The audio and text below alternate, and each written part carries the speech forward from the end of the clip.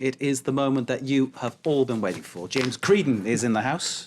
And Evening, it's Mark. time for Media Watch, and it's Facebook's new format, which is getting people a little bit grumpy, should we Yeah. say. It is format known as the timeline. You right. explain what it's all about. All right, well, I'll show you what the old format looked like, and a lot of people have opted for the new format already because it was rolled out from September of last year, so people had the option of going for one or the other. So this is just a screen grab of what it used to look like. So just one post after the other in chronological order, going back to whenever you started on Facebook, and you could go down a certain amount, and then you could click for older posts. Now, this is actually my Facebook page here, and what you can see is 2 columns on the left and right. This is the idea. And then up here on the top right, you have a little what would you say, timeline essentially, and you can go back down to say 2008. So just scroll back about 4 years there in one click of a button, and here you have the beginning of 2008, and you can go down and see all of the posts from there on back, and then up here from 2009 to 2012. So there you go. That's kind of the idea. A lot of people are not happy about it because what it does is it makes old posts, even very old posts, much more accessible, which for some is a privacy concern. They don't necessarily want their posts from 2007 to be as accessible as their posts from last week, which is currently the case.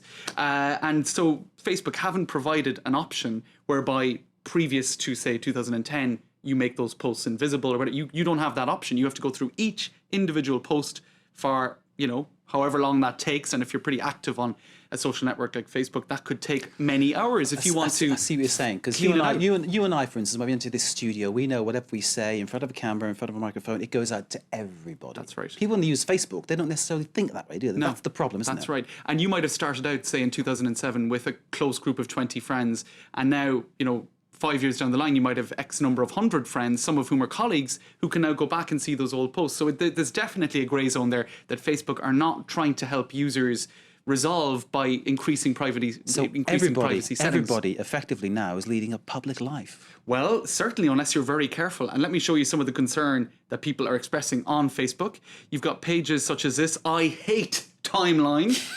Right? Well, you're stuck with it now. There's nothing you can do. I'm sorry. You'll just have to deal with it. Either that or and people are saying, you know, suggesting maybe a Facebook boycott.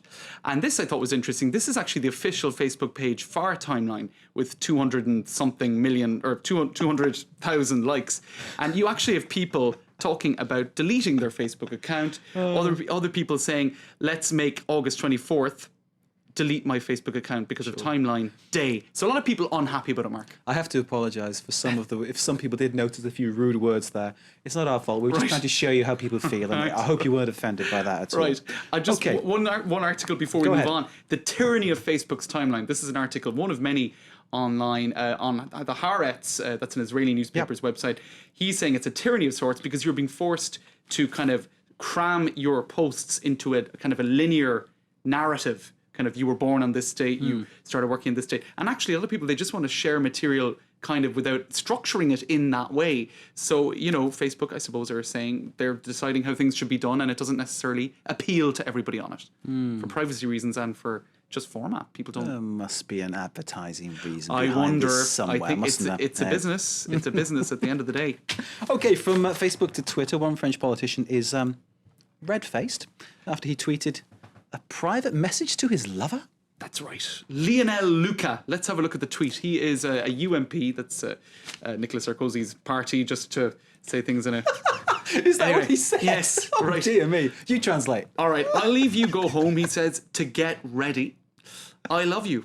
Now, we don't know what that could... Nice. Or, you know, maybe people are reading too much into that particular... Yeah, maybe tweet. they are. Now, he claims, right, that it was intended to be a text message. He says, I've got a lesson in humility.